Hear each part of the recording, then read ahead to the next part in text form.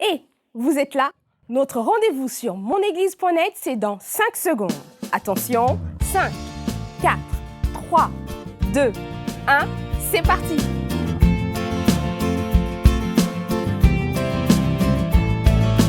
Nous sommes tous d'un peu partout, et l'expérience en vaut le coup. Connectés pour grandir dans la foi. Toi, moi, nous, c'est une fête. Avec vous sur Internet, c'est l'Église qui s'étend pas à pas.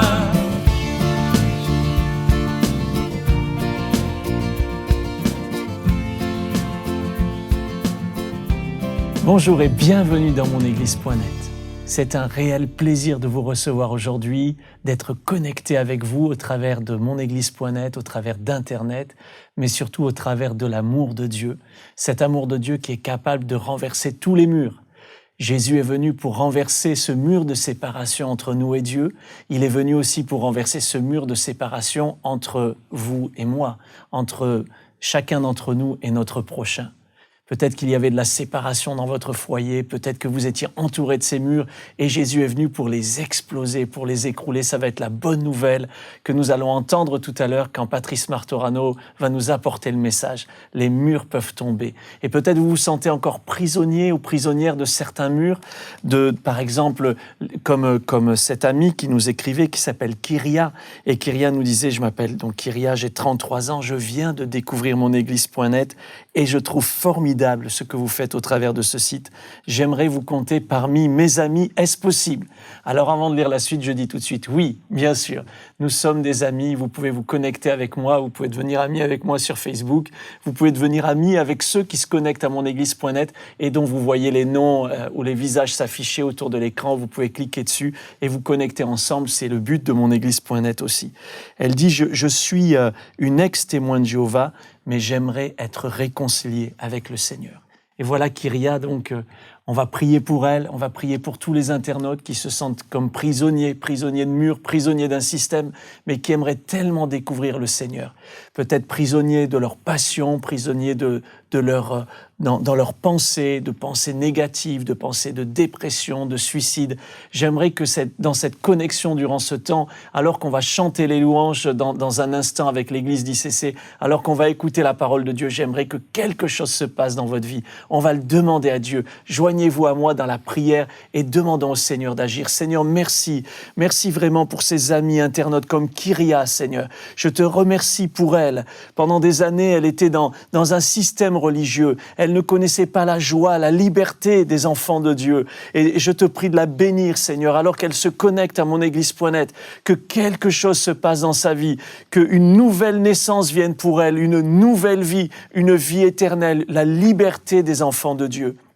Je te prie également pour tous ceux qui sont connectés en ce jour et qui se sentent enfermés dans des murs, dans des mauvaises pensées, comme conditionnés pour la défaite. Je te prie, Seigneur, qu'un changement se produise, qu'une transformation, une libération vienne dans le nom de Jésus. Je prie qu'un changement se produise et qu'alors que nous allons chanter, alors que nous allons écouter la parole, qu'un changement se produise dans leur vie et qu'à la fin de cette connexion, leur vie ne soit plus les mêmes. Je prie que dans ces moments, des murs tombent dans le nom de Jésus.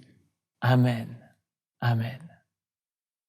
Une bonne façon déjà de voir ces murs tomber, c'est de commencer à chanter le Seigneur. Alors on va se rendre ensemble à l'église d'ICC. Si vous voulez en savoir plus sur l'église d'ICC, vous allez trouver là sur le côté de l'écran des petits liens pour trouver l'église, écouter leur album même sur Top Music à l'issue de monéglise.net. Parce qu'il ne faut pas que vous quittiez maintenant, il faut que vous écoutiez la parole qui va être apportée tout à l'heure par le pasteur Patrice Martorano et cette parole va changer votre vie. En attendant, célébrons le Seigneur, bénissons-le ensemble avec l'église d'ICC que j'aime beaucoup. Je salue tous nos frères et sœurs là-bas, au sud de Paris, et ensemble, dans toute la francophonie, dans tous ces pays représentés maintenant dans cette connexion, célébrons le Seigneur, chantons-le de tout notre cœur, il est digne de nos louanges.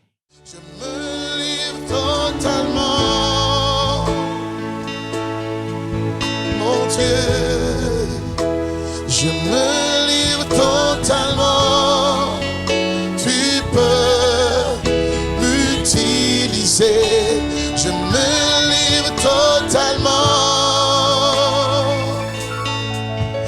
éternel. Je me livre totalement. Tu peux m'utiliser. Je me livre totalement.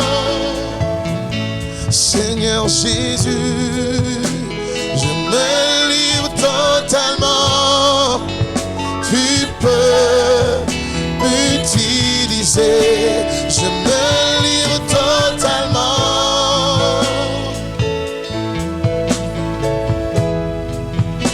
Je me livre totalement. Tu peux. Disons, me voici.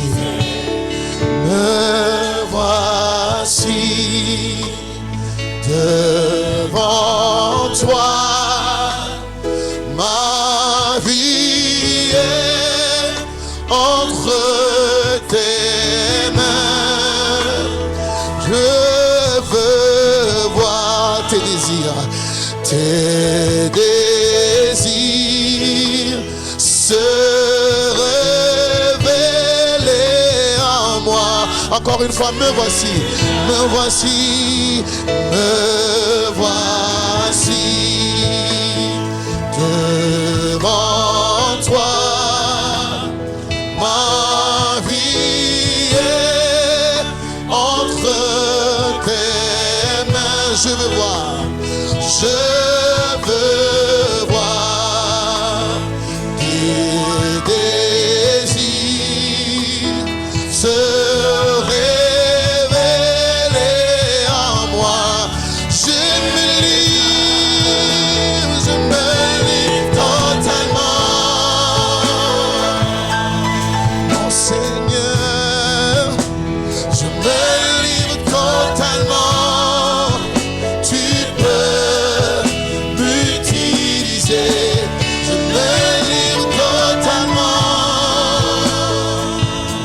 Seigneur mon Dieu, je me livre totalement. Tu peux. J'ai dit prends ma vie, prends mon cœur, prends ma vie comme un sacrifice vivant. Tous mes rêves, mes projets, je les place entre. Prends mon cœur, prends mon cœur, prends mon cœur, prends mon cœur, prends ma vie comme un sacrifice vivant. Tous mes rêves, mes projets, je les place entre. Je me livre totalement. Seigneur Jésus, je me livre totalement. Tu peux m'utiliser. Je me livre totalement entre tes mains. Je me livre totalement. Tu peux. Je me livre totalement entre tes mains. Seigneur Jésus, je me livre. Tel un sacrifice vivant, tu peux. Je me livre. Sers-toi de moi, Seigneur. Utilise-moi pour ta gloire. Je me livre totalement. Tu peux m'utiliser. Et je veux te célébrer. Je veux te célébrer en toute majesté, ô Dieu, pour tout ce que tu as accompli dans nos vies, Père éternel. Je veux me souvenir, Seigneur, que chaque matin tu renouvelles tes grâces et tes bontés dans nos vies. Je veux tout simplement me souvenir, oh Dieu, que le souffle de vie que tu renouvelles en moi est une grâce. Et pour cela, je veux te célébrer. Tout n'est que grâce en toi. Et je veux dire, oui, je te célèbre et je me prosterne. Je veux proclamer ta majesté. En toi tout n'est que grâce, tout est admirable.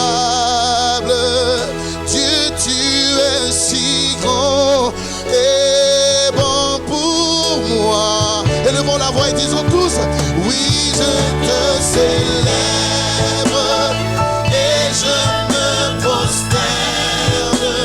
Je veux proclamer ta majesté. En toi tout n'est que grâce, tout est admirable. Dieu, tu es si grand et bon pour. Oui, je te célèbre, je me prosterne, je veux proclamer ta majesté, ta majesté. En toi tout n'est que grâce, tout est admirable. Dieu, tu es si grand et si bon pour moi. Oui, je te célèbre, célèbre et je me prosterne. Je veux proclamer ta majesté. En toi tout n'est que grâce, tout est admirable. Dieu, tu es si grand et bon pour moi. C'est pour cela que je me livre totalement au Seigneur. Je me livre totalement. Tu peux m'utiliser. Je me livre totalement. Mon Dieu, mon roi, je me livre totalement. Tu peux m'utiliser, je me livre totalement. Entre tes mains, Seigneur, c'est le sacrifice vivant. Je me livre totalement. Tu peux, je me livre, je me livre, je me livre totalement. Seigneur, je me livre totalement. Tu peux m'utiliser. Sers-toi de moi, Seigneur. S'il ne reste plus personne digne de te servir, sers-toi de moi. S'il ne reste plus personne sur cette terre, oh Dieu, digne d'être utilisé par toi, sers-toi de moi. Sers-toi de moi, oh Dieu. Oh Seigneur, je veux tout simplement te louer et t'adorer. Car tu es digne d'être glorifié en ce lieu.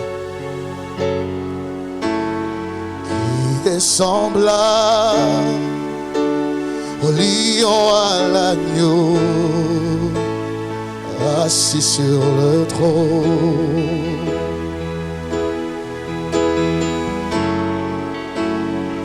Les monts s'inclinent et l'océan rugit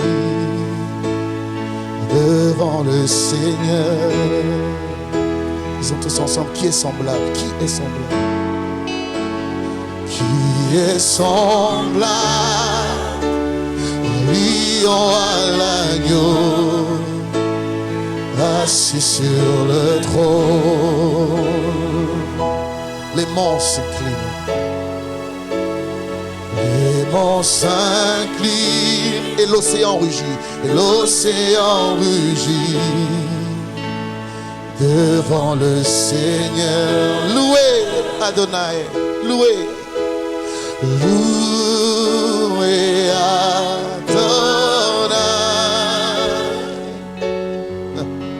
Du lever du soleil et jusqu'à la fin du jour.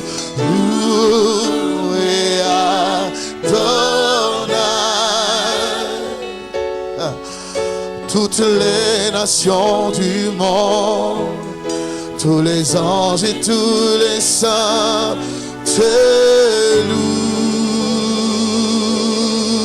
Sois loué en ce lieu, Jésus-Christ.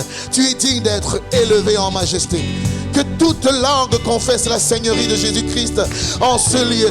Faisons monter des clameurs et des acclamations vers le trône de celui qui s'est livré pour nous, celui qui nous a délivrés. Il est digne d'être loué, digne d'être adoré, digne d'être acclamé. Disons tous ensemble, qui est semblable au lion et à l'agneau? Qui est semblable? Qui est semblable au lion, à l'agneau, assis sur le trône? Les monts s'inclinent et l'océan rugit devant le Seigneur. Qui est semblable? Qui est comparable à lui? Qui est semblable? Qui est semblable au lion, à l'agneau, assis sur le trône? Les monts s'inclinent et l'océan rugit devant le Seigneur. Louez Adonai, louez Adonai. Du lever du soleil et jusqu'à la fin du jour. Louez Adonai. Toutes les nations du monde, tous les anges et tous les saints te louent. Du lever du soleil et jusqu'à la fin du jour. Louez Adonai. Toutes les nations du monde, tous les anges et tous les saints te louent. Et nous voici maintenant de retour ici dans monéglise.net après ce petit temps de louange avec l'église d'ICC. C'est tellement bon. Vous avez vu ces chrétiens qui sont dynamiques, qui aiment le Seigneur, qui chantent de tout leur cœur. Et on aime cela. On aime aussi se retrouver ensuite pour écouter la parole de Dieu. J'ai la joie d'accueillir Patrice Martorano. Bonjour Eric. Bonjour Patrice, bienvenue. C'est toujours une joie de venir ici. Merci, c'est toujours une joie de te recevoir. Merci. On apprécie Patrice. Pour ceux qui utilisent beaucoup le Top Chrétien, vous le connaissez. C'est lui qui s'occupe de cette section, le Top Message, qui supervise tous les messages dans le Top Chrétien, des milliers de ressources, dont la pensée du jour. Dont la pensée du jour, qui est suivie par beaucoup d'entre vous, je suppose, Ouais. qui est vraiment un sujet de grâce et d'encouragement pour beaucoup. Voilà, beaucoup sont bénis par la pensée du jour. On remercie Patrice pour tout le travail qu'il fait pour les internautes, un travail souvent dans l'ombre, parce que c'est beaucoup de travail, il faut aller chercher les messages, il faut les trier, il faut les mettre en ligne, et donc il y a des gens qui aident Patrice, mais c'est quand même une grande charge. On remercie tous ceux qui sont impliqués avec toi, et on te remercie également, Patrice, parce que c'est une bénédiction. Moi, je vais lire vos commentaires, je vois comment vous réagissez, et c'est vraiment super de voir combien ce top message a un impact dans votre vie. Alors un grand merci, et puis ça nous fait plaisir aussi, pas juste de te voir derrière l'écran en petite photo, mais de t'écouter et d'écouter ce que le Seigneur a mis sur ton cœur, un message particulier qui va toucher notre vie, j'en suis sûr, aujourd'hui. Je crois. Tu le crois? Que le Seigneur te bénisse? Merci beaucoup Eric. Et que Dieu vous bénisse également. Bonjour à tous, je suis heureux de me retrouver avec vous aujourd'hui. Je crois que c'est vraiment un jour de joie que Dieu va bénir. La Bible dit « Voici le jour que l'Éternel a créé, qu'il soit pour nous un sujet de joie. » Et je crois que Dieu va nous permettre, à travers déjà tout le temps qu'il y a eu, la louange et le message, je crois que c'est un temps où Dieu va encore nous encourager. La première fois que j'ai travaillé, ça remonte maintenant à quelques années en arrière, j'ai eu l'occasion de travailler dans une entreprise de maçonnerie. Et je me souviens, j'étais avec un autre jeune, on était très jeunes, on avait 16-17 ans. Et on s'est retrouvés, le maçon nous a amenés dans une sorte d'usine. Et il nous a demandé, il y avait 2 pièces, et il nous a demandé de casser la cloison. Et lorsque je suis arrivé, l'ado que j'étais, j'ai vu la cloison, c'était les vieux murs, un mur qui faisait environ 80 cm de large. Et il nous a donné un petit marteau, un piquet, puis une masse. Et lorsque j'ai vu ce mur, j'ai regardé mon ami qui était avec moi, je me suis dit, mais ça va être impossible de faire tomber ce mur. Puis on s'est mis à travailler, je me souviens avec notre petit piquet, on commençait un petit peu à casser. Et ensuite, on se battait parce qu'on voulait prendre la masse et faire tomber le maximum d'un coup. Et au fur et à mesure de la journée, des petits morceaux tombaient, des petits morceaux tombaient. Et quelle joie le soir de se retrouver, il y avait juste des ruines au sol. Quelle joie ça a été de voir ce mur qui était épais, qui était très très épais, complètement écroulé, complètement au sol. Et là, j'ai appris une leçon, c'est que parfois, il y a des murs devant nous qui peuvent sembler complètement incassables, tellement ils sont épais, tellement ils peuvent nous sembler grands, mais même ces murs-là sont capables de tomber. Il y a aussi, je crois, dans nos vies, parfois, des murs. Il y a peut-être des personnes qui sont, certainement même des personnes qui sont derrière leur écran aujourd'hui, et vous êtes entourés comme un mur, une muraille de prison, un mur de prison qui vous environne. Il y a du péché, il y a des choses cachées, secrètes dans votre cœur, et vous ne savez pas comment vous allez pouvoir vous en sortir. Vous regardez ces murs, et c'est tellement haut, c'est tellement épais, vous posez cette question au fond de vous, pourront-ils tomber ces murs, pourront-ils tomber un jour ? Il y en a d'autres, ça va être dans leur couple. Il y a entre vous et votre mari ou votre épouse un mur de séparation. Vous faites les beaux sourires devant tout le monde, il y a une certaine joie, comme si tout se passait bien, mais dès que la porte de la maison se referme, il y a un mur de séparation entre vous et votre conjoint. Vous ne vous parlez plus, vous n'échangez plus rien, il n'y a plus rien, c'est juste un mur de séparation. Et puis vous dites, le temps va ranger les choses, mais plus le temps passe, et plus le mur s'épaissit. D'autres, ça va être avec vos enfants. Il y a carrément un mur de silence avec votre ado. Vous aimeriez lui parler, mais il y a un mur de silence. Ou avec des jeunes adultes qui ont quitté la maison, votre fils, votre fille, et puis vous avez beau essayer de tout faire pour rattraper les choses, mais c'est un mur de silence, c'est un mur d'incompréhension, c'est un mur qui s'érige. Et il y a encore cette question au fond de votre cœur, ces murs pourront-ils tomber un jour ? Alors j'ai une bonne nouvelle pour vous qui êtes derrière votre écran. Je crois que Dieu est celui qui fait tomber les murs. Je crois qu'il n'y a aucun mur trop haut pour Dieu. Je crois qu'il n'y a aucun mur qui soit trop épais pour notre Dieu. J'ai intitulé le message d'aujourd'hui, je l'ai intitulé tout simplement « Dieu fait tomber les murs ». Et avant de lire le récit biblique, j'aimerais juste vous installer la scène pour que vous puissiez bien comprendre ce que nous allons lire ensemble. Il y a des milliers d'années en arrière, en Perse, il y a un roi qui va établir un premier ministre qui s'appelle Aman. Et Aman a une haine contre le peuple juif. Et Aman va rédiger un édit pour faire mourir les Juifs, pour demander aux gens de pouvoir tuer les Juifs là où ils sont. Mais la femme du roi est une juive elle-même, elle s'appelle Esther. Et Esther se retrouve devant ce mur qui est là, et il y a cet édit qui a été érigé. Il faut comprendre quelque chose. À cette époque-là, la loi des Mèdes et des Perses était immuable, irrévocable. Ce qui avait été écrit ne pouvait pas changer. Ce qui avait été écrit devait s'accomplir. Et là, Esther est devant ce mur d'incompréhension, ce mur qui est tel une loi qui se dresse devant lui. Alors Dieu va permettre que Aman puisse sortir du paysage politique. Et Esther va aller voir le roi en espérant que ce mur d'incompréhension, ce mur de destruction qui est devant elle, va pouvoir tomber, va pouvoir être détruit. Et nous lisons ce passage, nous le trouvons dans Esther au chapitre 8, et nous allons débuter la lecture au verset 3, et nous irons jusqu'au verset 7. Il est écrit ceci. « Puis Esther parla de nouveau en présence du roi.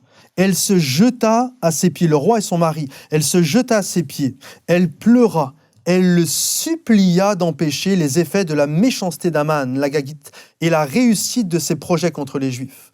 Le roi tendit le sceptre d'or à Esther, qui se releva et resta debout devant le roi. Elle dit alors, « Si le roi le trouve bon, et si j'ai trouvé grâce devant lui, si la chose paraît convenable au roi, et si je suis agréable à ses yeux, qu'on écrive pour révoquer les lettres conçues par Aman, fils d'Amadéda, l'Agagite, et écrites par lui dans le but de faire périr les Juifs qui sont dans toutes les provinces du roi. Car comment, écoutez bien ceci, car comment pourrais-je voir le malheur qui atteindrait mon peuple, et comment pourrais-je voir la destruction de ceux de ma race? Amen. Premièrement, nous devons comprendre que nos larmes touchent le cœur du roi. Esther va se retrouver là, elle va pleurer devant le roi. Et je crois que de la même manière, lorsque nous nous tenons devant le roi des rois, que nous nous courbons devant lui et que nous pleurons et que nous demandons à Dieu sa grâce, je crois que notre Dieu agit. Esther va dire, comment pourrais-je rester insensible? Comment puis-je, moi, rester insensible quand des amis à moi partent à la perdition, lorsque une relation avec des membres de ma famille sont complètement en miettes, comment rester insensible? Esther est là, elle se tient devant le roi, elle dit « Roi, je ne peux pas rester insensible. Comment puis-je l'être alors que ceux de ma race risquent d'être détruits ?» Et le roi ne va pas rester lui-même insensible devant le cœur d'Esther. La Bible nous dit que le roi, au verset 4, va tendre son sceptre. Et c'était un geste qui signifiait tout simplement que le roi était à son écoute. Et je crois que de la même manière, le roi des rois tend sa main. Il tend sa main, il tend son bras. Et son bras n'est pas trop court pour agir. Il est capable de restaurer les couples. Il est capable de restaurer les conflits familiaux. Il est capable de restaurer les âmes qui sont environnées de murailles, de prisons. Oui, notre Dieu est capable de faire tomber ces murs. Et Esther est là, et elle prie, et le roi, elle prie devant le roi qui est devant elle, elle le supplie, et le roi étend son bras. Et notre roi des rois étend son bras lorsque l'on se tient devant lui et qu'on lui demande sa grâce. Oui, il a une oreille, il écoute, et son bras n'est pas trop court. Vous savez, je lisais ça il y a quelque temps, il y a un poète qui s'appelle Heinrich Heine. Et Heinrich Heine était un homme très athée, un poète très athée. Puis un jour, il s'est retrouvé devant la Vénus de Milo. Pour ceux qui ne connaissent pas la Vénus de Milo, c'est une statue, c'est la statue d'Aphrodite de Vénus, et elle a la particularité de ne pas avoir de bras. Et il est devant cette statue en admiration, un peu comme si elle était sa muse pour son inspiration. Et puis au bout d'un moment, la raison prend le pas sur son émotion. Et il se dit, mais qu'est-ce que je fais là ? Je suis en train d'admirer, de demander même à cette statue qu'elle m'inspire, alors que c'est qu'un bout de pierre. Pire que ça, c'est un bout de pierre qui n'a même pas de bras. Moi, j'ai une bonne nouvelle à vous dire. Notre roi est un Dieu qui est vivant, ce n'est pas un bout de pierre, mais son bras n'est pas trop court pour agir. Et nous sommes ses enfants. Et lorsque nous réclamons à Dieu sa grâce, son bras agit. J'ai une bonne nouvelle, je vais vous dire ceci. Je crois que, par exemple, moi, en tant que père, je n'ai pas mon portefeuille sur moi, mais si j'aurais pris mon portefeuille, j'aurais pu vous montrer la photo de mes enfants. Vous savez que notre Père Céleste a une photo de chacun de nous dans son portefeuille. Je suis sûr de ça. J'ai lu il y a quelque temps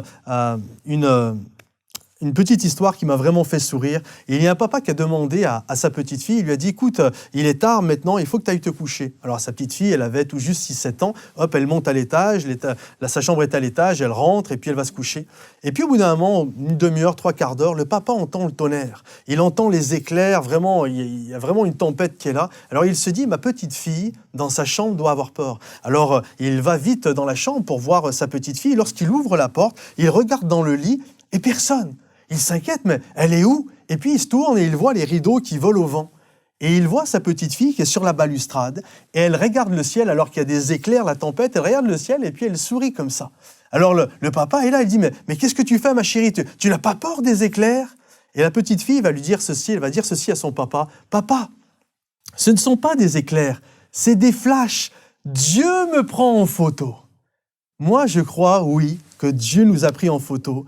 Et quelles que soient les choses que nous pouvons vivre, il est notre Père. Quelles que soient les épreuves que vous pouvez vivre, il est votre Père. Il a une photo de vous dans son portefeuille et il veut prendre soin de vous. Son bras n'est pas trop court. Et ce qui était impossible devient possible. Écoutez ce qu'il est dit, le roi va être touché. Écoutez ce qui est dit. « Écrivez donc en faveur des Juifs comme il vous plaira, au nom du roi, et scellez avec l'anneau du roi, car une lettre écrite au nom du roi et scellée avec l'anneau du roi ne peut être révoquée. » N'est-ce pas incroyable? Il y a un nouvel édit. Le roi ne peut pas révoquer l'ancien édit. Ce qui est écrit doit se faire.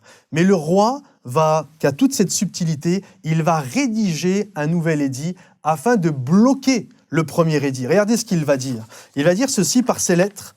La Bible nous dit ceci par ses lettres, au verset 11. « Le roi donnait aux Juifs, en quelque ville qu'ils fussent, la permission de se rassembler et de défendre leur vie, de détruire, de tuer, de faire périr avec leurs petits-enfants et leurs femmes, tous ceux de chaque peuple et de chaque province qui prendraient les armes pour les attaquer et de livrer leurs biens au pillage. » Voyez-vous, Dieu agit avec subtilité. Le roi ne peut pas révoquer son édit, mais il va en faire un autre. Le premier édit disait qu'on avait le droit de tuer les Juifs. Le deuxième édit dit simplement, il ne peut pas annuler le premier, il dit simplement, si vous voulez tuer les Juifs, sachez qu'eux aussi auront le droit de vous tuer. Et par là, il va paralyser la première lettre qui a été écrite. Et nous devons comprendre ceci. Devant les murs qui sont devant nous, parfois on aimerait que Dieu agisse d'une autre manière, mais d'une manière parfois qui ne le correspond pas. Mais Dieu ne peut pas aller contre sa personnalité. Parfois on est là au travail et puis on se dit « Ah Seigneur, regarde mon patron, il est pénible, il me fait toujours des histoires. Seigneur, une petite crise cardiaque comme ça je suis tranquille. » Non, Dieu ne peut pas aller contre sa personnalité. Il ne va pas faire des choses qui sont anti-Dieu, contre sa propre personnalité. Parfois, on est là, notre conjoint, notre épouse, « Ah, Seigneur, regarde, elle parle trop. » Tu ne peux pas lui coudre la bouche. Non, Dieu n'agit pas comme ça. Parfois, on est là, un voisin pénible. Il a « Ah, Seigneur, j'aimerais tellement qu'il arrête de m'embêter. Seigneur, dans ton ciel. » T'as pas une petite équipe d'anges avec des gros muscles, des gros boucles d'oreilles pour aller l'impressionner. Non.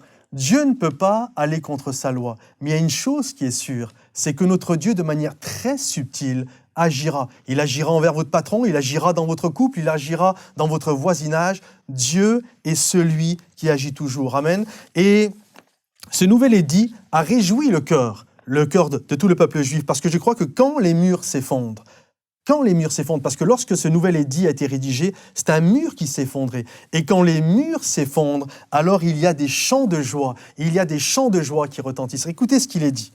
La ville de Suse, après ce nouvel édit, était en liesse et en joie. Les Juifs étaient rayonnants de joie, d'allégresse et de triomphe. Il y eut parmi les Juifs joie et allégresse, festin et jour de fête. Beaucoup même, écoutez bien ceci, beaucoup se firent juifs parmi les gens du pays, car la terreur des Juifs les avait saisis. Voyez-vous, ce qui au début était une tristesse totale s'est transformé en chant de joie. Le début du chapitre, dans les premiers versets, nous voyons une femme du nom de Esther qui pleure. Et à la fin du chapitre 8, toujours dans le même chapitre, nous voyons un mur qui s'écroule et une femme et un peuple qui est dans la joie. La Bible nous dit que ça a été un jour de fête. Et il y a eu un festin qui a été donné. Et il y avait des liesses de joie qui ont duré toute la nuit. Oui, l'histoire avait mal démarré. Il y avait un mur haut, un mur épais, un mur de destruction. Mais notre Dieu, dans sa grâce, a fait écrouler ce mur. Notre Dieu est celui qui est capable de faire tomber les murs. Vous qui êtes derrière votre écran, je ne sais pas quand votre mur à vous va tomber. Peut-être que votre mur va tomber aujourd'hui. Nous allons prier tout à l'heure et j'espère de tout mon cœur que votre mur va tomber aujourd'hui. Peut-être tombera-t-il demain, dans 1 mois, 6 mois, 1 an, je ne sais pas quand votre mur va tomber. Mais il y a une chose qui est sûre, Dieu fait tomber les murs. Notre Dieu est celui qui fait tomber les murs. J'aimerais vous laisser cette vérité que vous puissiez vraiment l'inscrire dans votre cœur.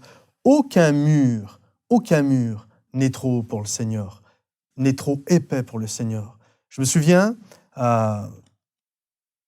en 1989, en novembre 1989, il y a eu quelque chose qui a marqué. C'était vraiment un moment historique. Mais pour comprendre ce moment, ça s'est passé durant la Deuxième Guerre mondiale. Durant la Deuxième Guerre mondiale, juste après la guerre, il y a eu des murs. Un mur en particulier à Berlin qui a été dressé, appelé souvent le mur de la honte, le mur de la séparation, parce qu'il y avait à l'est une famille, et puis des gens de la même famille étaient à l'ouest, et puis il y avait ce mur qui était là, un mur épais, un mur fait en béton armé, des soldats même armés qui étaient là et qui protégeaient ce mur. Et en novembre 1989, je me souviens toujours, j'étais devant mon poste de télévision, on a vu ce mur. C'était juste impensable, peut-être 2-3 ans auparavant, on a vu ce mur fait en béton armé, gardé par des soldats armés. On a vu ce mur s'écrouler. Et un ami qui était là-bas m'a ramené une pierre, un bout de ce mur. Et je me souviens, ce mur, et j'ai gardé ce caillou, j'ai gardé ce morceau du mur. Ce morceau de mur est là pour attester, même s'il y a des choses qui paraissent impossibles, les murs finissent toujours par s'écrouler. J'aimerais juste qu'on puisse finir et j'aimerais faire appel à votre imagination. Imaginez avec moi, Esther, c'est la fin de la journée, le nouvel édit a été rédigé, puis Esther le soir rentre et elle va dans sa chambre. Et, bien sûr, c'est la femme du roi, c'est une reine, elle n'est certainement pas dans les rues avec le peuple. Elle rentre dans sa chambre, dans sa suite, puis là elle se couche dans son lit. Et puis juste avec un corps reconnaissant, elle loue le Seigneur. Et alors qu'elle est sur le point de s'endormir, elle entend une clameur dans la ville. Elle entend des chants et elle sait que c'est son peuple qui est dans la joie. J'imagine Esther, elle se lève, elle va devant la fenêtre et puis elle regarde au loin dans les rues de la ville de Suse. Elle voit son peuple, Elle voit le peuple juif en train de louer, en train d'adorer Dieu. Elle entend des chants de joie. Elle entend le peuple, un peuple victorieux qui loue Dieu parce qu'un mur est tombé. Et je crois qu'Esther a dû lever les yeux à ce moment-là. Certainement les larmes ruisselant sur ses joues, elle a dû louer le Seigneur. Mon Dieu, aucun mur n'est trop haut pour toi. Que ce soit des murs de destruction, des murs de haine, des murs de péché, il n'y a aucun mur qui soit trop haut pour toi. Quel que soit le mur qui se dresse devant vous aujourd'hui, quelle que soit l'épaisseur de ce mur, gardez courage, parce que pour Dieu, il n'y a aucun mur qui soit trop haut, il n'y a aucun mur qui soit trop épais. J'aimerais prier pour vous, et alors que je vais prier, réclamer la grâce de Dieu pour vous, si vous désirez, si le message vous a touché, si vous désirez répondre à cet appel, juste sur le côté ici, vous avez un bouton, vous avez juste à cliquer dessus, à répondre à l'appel qui est lancé. Et j'aimerais pendant ce temps prier pour vous. Seigneur notre Dieu, nous sommes là devant toi et nous réalisons que nous sommes tes enfants. Nous avons du prix à tes yeux, nous sommes précieux pour toi. Seigneur, tu vois toutes les personnes qui sont derrière leur écran. Tu vois, Seigneur mon Dieu, certains sont environnés de murs épais, hauts. Ils ne savent pas comment ce mur va tomber. Seigneur mon Dieu, je prie que ta grâce, je prie que tu étendes ton bras. Oui, tu es un Dieu qui a un bras. Étends ton bras aujourd'hui, Seigneur, et viens en secours à tous ces bien-aimés. Viens leur faire du bien, faire écrouler ces murailles. Oui, tu es celui qui fait tomber les murs, Seigneur. Viens les secourir. Dans le nom de Jésus, Père, je t'ai prié. Amen. Amen. Merci beaucoup, Patrice, pour ce message qui nous rappelle que Dieu est capable de nous secourir, Dieu est capable de faire tomber les murs. Je trouve que c'est encourageant. C'est vrai, quand on lit ça dans la Bible, on trouve ça super parce qu'on aime bien aller directement à la fin de l'histoire. Et c'est vrai que... Ça commence avec des pleurs. Ça commence avec des pleurs, avec vraiment de compter sur Dieu, quoi, de s'attendre à Dieu, dire « Seigneur, regarde, ce qui arrive, c'est tellement injuste. Hein. C'est tellement... Ce Haman-là, il était tellement méchant. Terrible. Il est vraiment terrible. Il va faire des trucs terribles. Il va même préparer une potence pour faire pendre l'oncle de Esther, et qui s'appelle Mardoché. Mais la bonne nouvelle à la fin, c'est que c'est lui qui s'y retrouve. Hein. Nous, on aime bien ça, franchement. Désolé, ça fait pas très compatissant, mais j'aime bien quand même. J'aime bien la fin de cette histoire-là. Mais voilà, dans notre vie, on ne peut pas aller à la fin de l'histoire. Il faut qu'on passe les étapes. Et on passe des étapes, on passe des pas de foi. Vraiment, c'est ce que vous venez de faire maintenant. Simplement en cliquant sur ce bouton, on dit, voilà, je vais mettre ma confiance en Dieu. J'ai ces murs-là. J'ai aimé cette image aussi du mur et il faut persévérer, il faut taper. Hein. On aimerait bien perdre 20 kilos d'un coup. On aimerait bien pouvoir courir un marathon d'un coup. Mais c'est juste, ça marche pas comme ça. Il faut de la persévérance. Il faut s'accrocher. Il faut s'attendre à Dieu. C'est les persévérants, c'est les violents qui s'emparent du royaume de Dieu. Et je trouve que Esther, c'est un bon exemple. Elle y est allée, elle s'est approchée, elle risquait même la mort quand elle s'est approchée du roi, mais elle y est allée et puis Dieu l'a bénie. Et à la fin, c'est une belle victoire pour ce peuple juif. Merci Seigneur. Ils en avaient bien besoin. Ils avaient vraiment besoin de cette victoire. Dieu leur a donné. Je crois que Dieu vous donne des victoires. Je crois que ces murs tombent et commencent à tomber, vont continuer à tomber. Envoyez-nous votre témoignage. Dites-nous ce que le Seigneur a fait dans votre vie. Partagez-le en bas de moneglise.net, en dessous de l'écran. Vous pouvez voir là qu'il y a des différentes fonctionnalités. Vous pouvez parler avec un conseiller. Vous pouvez nous contacter. Vous pouvez trouver une église locale. Vous pouvez, quand la connexion est terminée, rejoindre le groupe Facebook des amis de moneglise.net. Et puis là, il y a des échanges qui ont lieu. On vous invite chaque semaine à participer. Voilà, alors n'hésitez pas, participez, invitez vos amis, faites connaître la bonne nouvelle autour de vous. Est-ce que vous connaissez des gens qui sont prisonniers de leur mur ? Bien, c'est l'occasion vraiment de les inviter, de leur faire connaître la bonne nouvelle. On vous aime, on est heureux de vous retrouver jour après jour. Que le Seigneur vous bénisse, continue d'agir dans votre vie. Un grand merci pour avoir été présent durant cette connexion. Merci Patrice d'être venu. Et puis je vous dis à très bientôt. Que le Seigneur vous bénisse. Au revoir. Au revoir.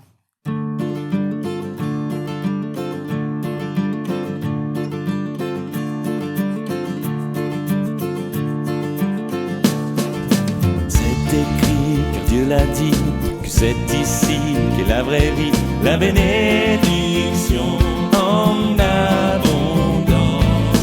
Nous sommes esprit, découvrant la joie de sa présence. Qu'il est agréable, qu'il est doux de demeurer là tous ensemble. Et c'est si bon pour chacun de nous de partager tout ce qui nous rassemble. Nous sommes tous d'un peu partout et l'expérience en vaut le coup. Connectés pour grandir dans la foi. Toi, moi, nous, c'est une fête avec vous sur internet. C'est l'église qui s'étend pas à pas. Qu'il est agréable, qu'il est doux de demeurer là tous ensemble. Et c'est si bon pour chacun de nous de partager tout ce qui nous rassemble. Qu'il est agréable, qu'il est doux de demeurer là tous ensemble. Et c'est si bon pour chacun de nous de partager tout